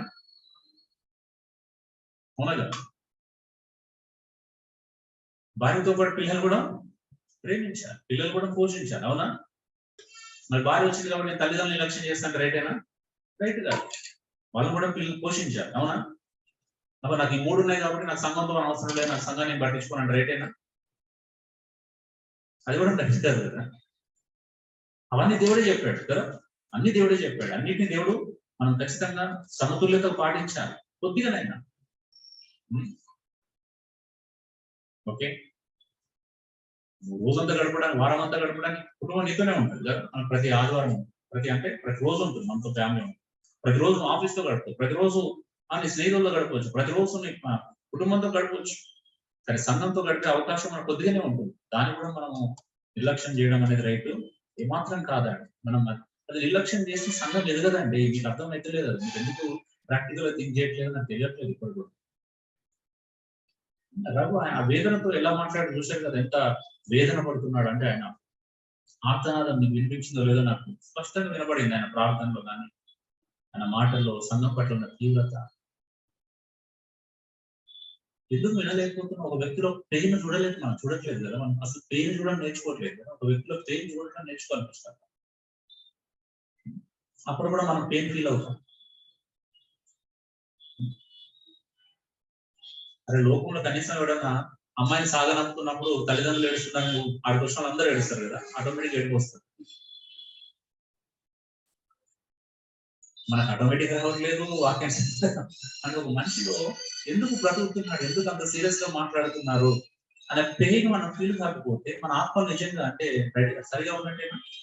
ఆసక్తి విషయంలో మాందిరు కాక ఆత్మీయంలో తీవ్రత గలవారి ప్రభుత్వం సేవించాలనే సీరియస్నెస్ ఉందా? ఆత్మ పూర్లై ఉండడి ఉందా సీరియస్నెస్? దేవుని ఆత్మ చేత నడిపించబడిన వాళ్ళే దేవుని కుమారులు అనబడతారు. నిజంగా దేవుని ఆత్మ చేత నడిపించబడుతున్నాం ప్రధాన. So dear brothers and sisters, మనం మారాలండి. మారకపోతే ఏం చేయలేము మనం. సో సంఘం నీ కోణం కాకపోతే, సంఘం నీ దృష్టి కాకపోతే క్రీస్తు ఎప్పుడు కూడా నీ దృష్టి కాలేదు. ఎస్, క్రీస్తులో నువ్వు ఉన్నావంటే ఖచ్చితంగా ఇవన్నీ నువ్వు ఆలోచిస్తావు. క్రీస్తులో లేవు కాబట్టి నువ్వు లైట్ గా తీసుకుంటున్నావు. మేబీ మీరు ఆలోచిస్తుండొచ్చు, బట్ ప్రాక్టికల్ గా మూవ్ కావట్లేదని మేబీ, ఎందుకంటే మీ లోపల ఉన్న ఆలోచన నాకు తెలియదు.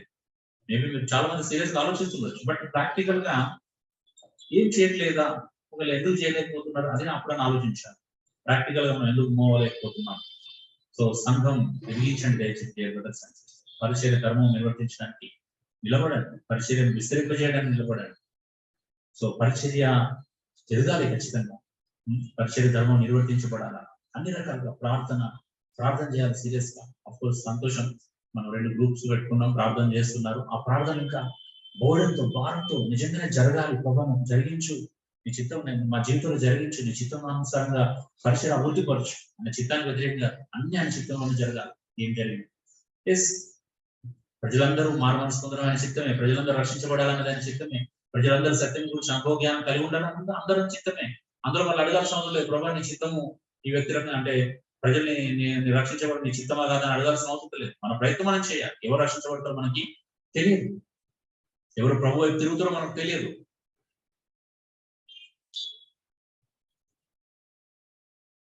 So dear brothers and sisters, కాబట్టి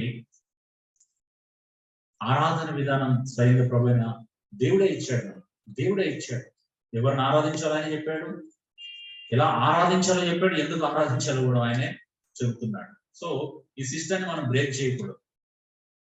ఈ రోజు అదే ప్రాబ్లం జరుగుతుంది. మనుషులు కల్పించిన పద్ధతులు, సిద్ధాంతాలు, ఎస్ వాళ్ళు చాలా మంచోళ్ళు అయి ఉండొచ్చు, వాళ్ళు చాలా మంచి భక్తులు కూడా.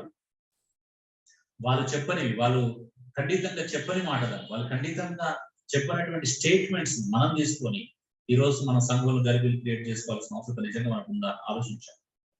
సో అందుకే అనవసరమైనటువంటి అంశంలో జోలికి వెళ్ళకపోవడం, జాగ్రత్త పడాలి. నేనైనా ఒకవేళ ఫ్యూచర్ లో ఇంకా జాగ్రత్త పడాల్సిన అవసరం ఇవన్నీ మనం నేర్పిస్తున్నాయి. మన చుట్టూనటువంటి సమాజంలో, క్రైస్తవ సమాజంలో జరుగుతున్నటువంటి అనేక విషయాలు మనకు నేర్పిస్తున్నాయి. ఎలా ఉండాలి, ఎలా ఉండకూడదు, ఎలా చేయాలి, ఎలా చేయకూడదు అని నేర్పిస్తూనే ఉన్నాయి. సో కాబట్టి జాగ్రత్త పడదాం, సంఘం యొక్క క్షేమం గురించి ఆలోచన చేద్దాం. మనం సంఘాన్ని గురించినటువంటి ఆలోచన చేయాలి అంటే యేసుక్రీస్తు అత్యధికంగా మన హృదయంలో ప్రతిష్ఠించుకోవాలి, ప్రభుగా ప్రతిష్ఠించుకొని అత్యధికంగా ఆయన ప్రేమించడం నేర్చుకోవాలి. ఆయన ఎంత ప్రేమించడం నేర్చుకుంటే అంతగా మనం సంఘం కొరకు మనల్ని సిద్ధపరచుకుంటాం. సో యేసుక్రీస్తును ప్రేమించేవాడు ఖచ్చితంగా ఒక మిషనరీ అవుతాడు, లేకపోతే ఒక సువార్థికుడు అవుతాడు, లేకపోతే ఒక కాపర్ అవుతాడు, లేకపోతే బోధకుడు అవ్వచ్చు, ఒక అపోస్తుడు అవ్వచ్చు, లేకపోతే ఇంకేదో అవుతాడు, ఒక పరిచారకుడు అవుతాడు, ఒక ఉపచారకుడు అవ్వచ్చు, లేకపోతే ఒక ఏదో ఒకటి అవుతాడు ఖచ్చితంగా.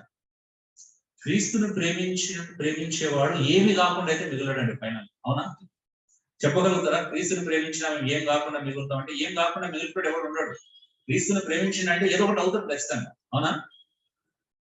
అది పేరు కోసం, ప్రత్యేకత కోసం కాదు, సంఘం యొక్క క్షేమం కోసం ఖచ్చితంగా ఏదో ఒకటి అవుతాడు 100%. నేను ఏమి అవ్వట్లేదు అని అంటే దట్స్ నాట్ రైట్. ఏదో ఒకటి అవ్వాలి ప్రభు కొరకు. ఒకటి మాత్రం వాస్తవం అండి, యేసుక్రీస్తుని ఎంత పిచ్చిగా ప్రేమించిన మాత్రం పిచ్చోళ్ళు కాలేదు. ప్రపంచంలో దేన్ని ప్రేమించిన పిచ్చోళ్ళు అవుతారు, కానీ యేసు ప్రేమించిన పిచ్చోని నేను ఇంతవరకు ఉన్నా. డబ్బును ప్రేమించండి, వాడు పిచ్చోడే తిరిగి రావచ్చు కదా. భార్యను ప్రేమించిన పిచ్చోడు అవుతాడు, అమ్మాయిని ప్రేమించిన పిచ్చోడు అవుతాడు, సుఖాన్ని ప్రేమించిన పిచ్చోడు అవుతాడు, వేషాన్ని ప్రేమించిన పిచ్చోడు అవ్వచ్చు, అంతే కదా. స్పోర్ట్స్ ప్రేమించి అత్యధికంగా అన్ని పిచ్చోడు రావచ్చు. పాసిబిలిటీస్ అన్నిటికీ ఉన్నాయి. పిచ్చోడు అవ్వని పాసిబిలిటీ ఒకే ఒక దానికి ఉంది, యేసుప్రభువుని ప్రేమించడం మాత్రం ఎప్పటి పిచ్చోడు కాలేడు. ఆమె అవుతాడా? నాకు యేసుప్రభువుని ప్రేమించి పిచ్చోడైనా నాకు చరిత్రలో తెలియదు. పిచ్చోడైనా వాడు యేసుప్రభువుని అర్థం చేసుకోకుండా పిచ్చోడైన. యేసుప్రభువుని ప్రేమిస్తే ఖచ్చితంగా ఏదో ఒకటి అవుతామని, మన వల్ల 10 మందికి మేలు జరుగుతుంది. మనం కేవలం మంచోళ్ళు అనిపించుకోం. ఏమనిపించుకుంటాం తెలుసా? బ్లెస్సింగ్ అనిపించుకుంటాం కదా. మంచోళ్ళు అనిపించుకోవడానికి, బ్లెస్సింగ్ గా ఉండడానికి చాలా తేడా ఉంది. అవునా? ఉందా? రెండో ఒకటేనా? సో మనం ఇతరులను అన్నిటికీ ఏమనకుండా సంతోషపెడితే అందరికి మనం మంచోళ్ళు, కానీ బ్లెస్సింగ్ గా ఉండడం అనేది డిఫరెంట్. ఇతరులకు మన వల్ల బ్లెస్సింగ్ ఉంది, ఆధ్యాత్మిక మేలు ఉంది, ఆధ్యాత్మిక క్షేమం ఉంది అనేది చాలా అద్భుతమైనటువంటి భావన. సో యేసుక్రీస్తు మనల్ని అందుకోసం పెట్టాడు. శరీరంలో అవయవాలు ఎందుకు చేశాడంటే మన ద్వారా మేలు కలగాలని, ఎడిఫికేషన్ కలగాలని మనల్ని బాడీ ఆఫ్ క్రైస్ట్ అంటే మన శరీరంలోని అవయవాలు, తన శరీరంలోని అవయవాలుగా నిర్మాణం చేసుకున్నాడు, మన రూపొందించాడు. కాబట్టి శరీరంలో ఏ అవయవం ఎలాగైతే నిరుపయోగంగా ఉండదో, సంఘంలో ఒక వ్యక్తి నిరుపయోగంగా ఉన్నాడు అంటేనే అర్థం చేసుకోవాలి. రైట్ కాదు, కొనుక్కొలుకోవాలి. అలాంటి అవయవాలు ఏం చేయాలంట? కొనుక్కొలుకోవాలంటున్నాడు. హెచ్చరించుకోవాలి, ప్రోత్సహించుకోవాలి, ప్రేమ చూపించేలా చేసుకోవాలి, మంచి పనులలో ఇన్వాల్వ్ అయ్యేలా చేసుకోవాలి. మన అందరి బాధ్యత. ఒక్కడే కాదు, ఇక్కడి నుంచి కేవలం కుటుంబ మాట్లాడినంత మాత్రాన జనాలకి అది ఎక్కదు. ఎక్కువచ్చు. కానీ అందరూ ఒకరికొకరు చేస్తారు. ఎస్ అంటే నిజమే కదా, ఒక ప్రసంగం విన్నప్పుడు మీరు ఎప్పుడైనా అనుకుంటారు అందరు కూర్చొని అన్న చెప్పింది నిజమే కదా, మనం దానికి తగినట్టుగా మారాలని డిస్కస్ చేస్తారా? వాక్యానుసారం డిస్కస్ చేయాలి, అనవసరం నేను చేయాల్సిన అవసరం లేదు. ఓకే, పొరపాటున నేను కూడా 2 మాటలు పలుకోవచ్చు. పొరపాటున వలిగిన మాటలను సీరియస్ గా తీసుకో. దేని సీరియస్ గా తీసుకోవాలి? అవి లేఖనంతో ఉన్నాయో పరిశీలించుకున్న తర్వాత లేఖనానుసారం అయితే వాటిని సీరియస్ గా తీసుకోవాలి. సో ఆలోచించండి డియర్ బ్రదర్స్ అండ్ సిస్టర్స్, మన స్థితి ఏంటి, మనం ఎటువైపు ప్రయాణం చేస్తున్నాం, మన గమ్యం ఏంటి, మన డెస్టినీ ఏంటి? నిజంగా ఎగురి పత్రిక రఘు చూపించిన లేఖనం నిజంగా ఎంత పవర్ఫుల్ గా ఉంది. రఘు ఒకసారి లేఖనం చదవ.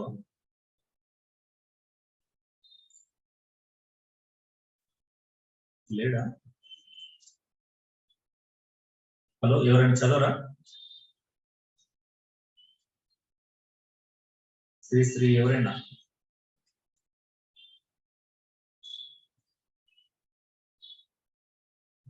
ఎబ్రీ పత్రిక 12వ అధ్యాయంలో యేసు ప్రభు అంటే అవమానాలను నిర్లక్ష్యం చేసినట్టే. అంటే ఒక గురి కలిగి ప్రభు కొరకు, దేవుని కొరకు ఆయన ఎన్ని అవమానాలు నిర్లక్ష్యం చేశాడనే మాట అక్కడ ఉన్నాయి.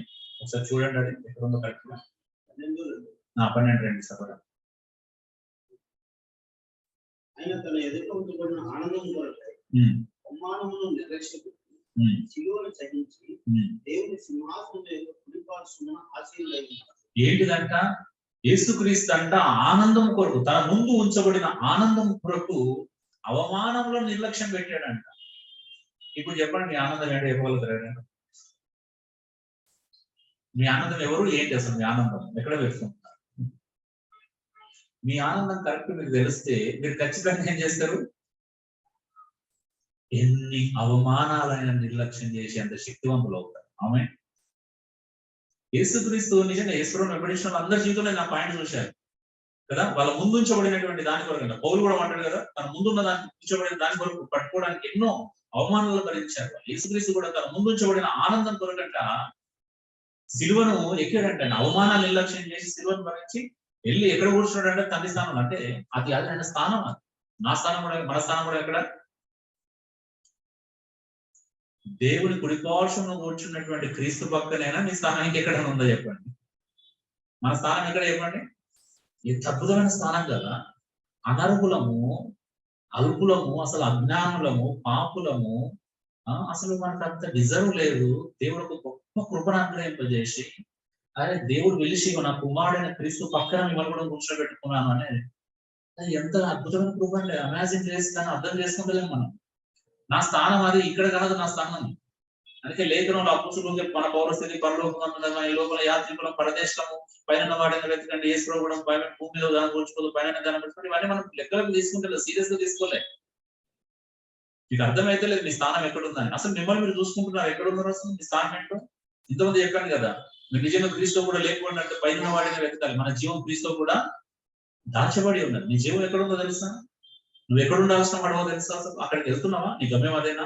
ఆ గమ్యం నీది కరెక్ట్ అయితే నువ్వు భూమి మీద ఎన్ని అవమానాలైనా భరిస్తావండి, ఎన్ని నిందలైనా వచ్చుకోవడానికి సిద్ధంగా, ఎన్ని శ్రమలైనా భరించడానికి సిద్ధంగా ఉంటాయి. నీ గమ్యం అదైతే, నీ గురి, నీ లక్ష్యం అదైతే నువ్వు పట్టించుకో. పక్కలు ఏమంటారు, బంధువులు ఏమంటారు, స్నేహితులు ఏమంటారు, అమ్మ నాన్న ఏమంటారు, చెల్లి ఏమంటారు, తమ్ముడు, ఇంతమందిని సంతోషపెట్టము. మన సంతోషం ఒకటే. అందుకే అంటాడు ఇప్పటికీ పౌలు అన్నట్టు సువార్త విషయంలో కానీ, ఏ విషయంలో కానీ, పరిచర్య విషయంలో కానీ, నేను ఇప్పటికీ మనుషులను సంతోషపెట్టుకోరు వాడిని క్రీస్తు దాసులను తాకైపోతున్నాడు. ఇక్కడ మనుషులను సంతోషపెట్టడానికి నేను ఏం చేయట్లేదు. గాస్పల్ కూడా చెప్పట్లా, గాస్పల్ మార్చట్లేదు. సువార్త పరిచర్య కూడా అలాగే చేస్తున్నాడు. మొదటి దశలో 2:4 కూడా అదే అంటాడు. మేము దేవుని సంతోషపెట్టుకే సువార్తను ప్రకటిస్తున్నాం అంటాడు. కానీ సంతోషం అనేది ఎవరిని సంతోషపెడుతున్నాము? నిజంగా చెప్పండి. నన్ను సంతోషపెట్టమని నేను ఎప్పుడు అడగట్లేదు మిమ్మల్ని. ఇక్కడ ఉన్న వాళ్ళు ఎవరు మీరు సంతోషపెట్టవద్దు. యేసుక్రీస్తును సంతోషపెడితే ఇది ఎప్పుడు అద్భుతంగా ఉంటుంది ఇక్కడ, అవునా? మీరు ఎవరిని సంతోషపెట్టాల్సిన అవసరం లేదు, నన్ను సంతోషపెట్టాల్సిన అవసరం లేదు. అప్పుడు ఇప్పుడు అన్నం పిల్లలు రాకపోతే అది ఎంతకాలం ఉంటుంది? ఒక 2 రోజులు, ఒక 2 వారాలు ఉంటుంది అంతే. అదే ప్రభు మీద మీ ప్రేమ సంపూర్ణమైంది అయితే అది ఎప్పటికీ ఉంటారు. దాన్ని తొలగిపోవడం చాలా కష్టం. ఎవరో చూస్తున్నారు, ఎవరు ఫీల్ అవుతున్నారు అని బాధ ఉండదు. ఇంకా యేసుక్రీస్తు ఒక్కడే నన్ను చూస్తున్నాడు ఫీలింగ్తో వెళ్ళిపోతాం. నాకు ఎవరితో సంబంధం లేదు, నేను క్రీస్తుని ప్రేమిస్తున్నాను, వాళ్ళు ఎవరో అనుకుంటారు వీళ్ళేమని అది చేయట్లేదు. నా మనసాగి చెప్పినట్టు నేను చేస్తున్నాను.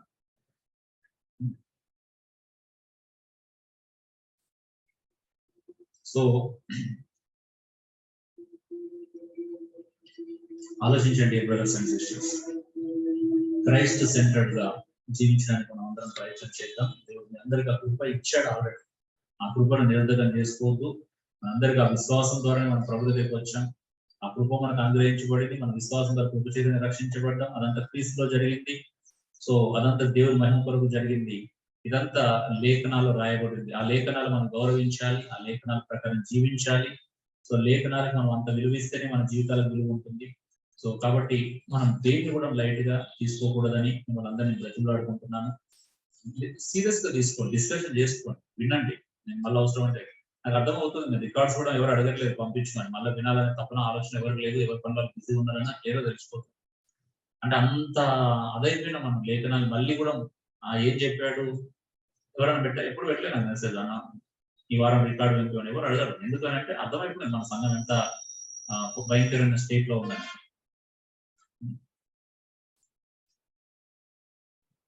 ఆసక్తి లేదు మనకి, మళ్ళీ వినాలి, తెలుసుకోవాలి. ఓకే, మరి నేనంత సపోజ్ చెప్తున్నాను, బహుశా పర్లేదు, అలా నేను సపోజ్ చెప్తాను, లక్ష్యం చేసినాను, సంతోషం. ఎందుకంటే ఐ డిజర్వ్ ఇట్. నేను బాగా చెప్పట్లేదు కాబట్టి ఎవరు వినాలనుకోవట్లేదంటే నేను దానికి అర్హుడిని, ధృవీకరించబడాలి. సరే ఫైన్, నో ప్రాబ్లం, బైబిల్లోనే చదువుకోండి అప్పుడు.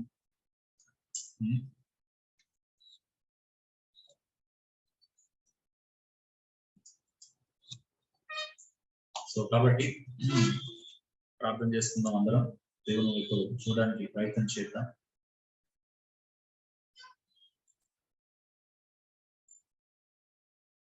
Thank you lord.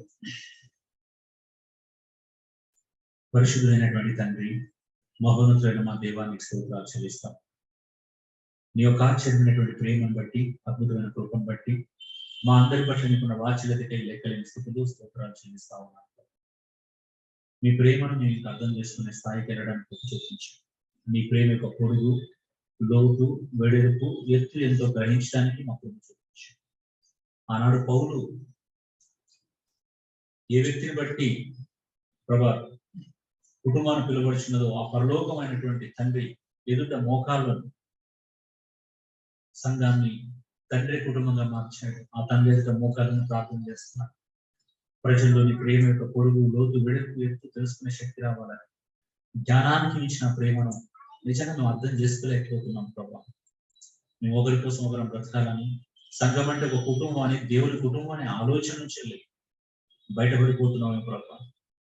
మాకున్న చిన్న అవకాశాన్ని కూడా మేము వాడుకోలేని స్థితికి వెళ్ళిపోతే ఇంకంతకంటే ఘోరమైన విషయం ఏంటంటే మీ పిలుపు వల్ల నిరీక్షణ ఎట్టిదో తెలుసుకునే కృపను మాకు ఇవ్వండి ప్రభా. క్రీస్తునందు వినియోగపరిచినటువంటి ఆ బలాక్షయం అర్థం చేసుకునే శక్తి ఇవ్వండి. అది మామూలు విషయం కాదని, చనిపోయినటువంటి శరీరంలోకి ప్రభా జీవాన్ని ప్రవేశించవచ్చు, అది తిరిగి లేచినటువంటి ఆ అద్భుతమైన శక్తిని ప్రభా మేము గ్రహించాలి అని నీ జ్ఞానం, ప్రత్యక్షత గల మనసు మాకు కావాలి ప్రభా. అటు ప్రత్యక్షత, అటు జ్ఞానం ప్రభా నీ ప్రజలకు అనుగ్రహించమని వేడుకోవచ్చు. అది కానీ అర్థమైతే ప్రభా మేము ఇలా ఉండమేమో దయచేసి అనుగ్రహించి ప్రభా నీ ప్రేమను లోతుగా తెలుసుకున్న కృపను ఇంకా వీళ్ళని విస్తరింపచేయమని వేడుకోవచ్చు. దానికైన శక్తిని వీరందరి జీవితంలో ప్రసాదించమని బ్రతిమలాడుకుంటున్నాను. నీ ప్రేమను ఒక శక్తిని వీళ్ళు అనుభవపూర్వకంగా తెలుసుకునేలా చేయమని వేడుకుంటున్నాను. నీకు స్తోత్రాలు చెల్లిస్తున్నాం ప్రభా.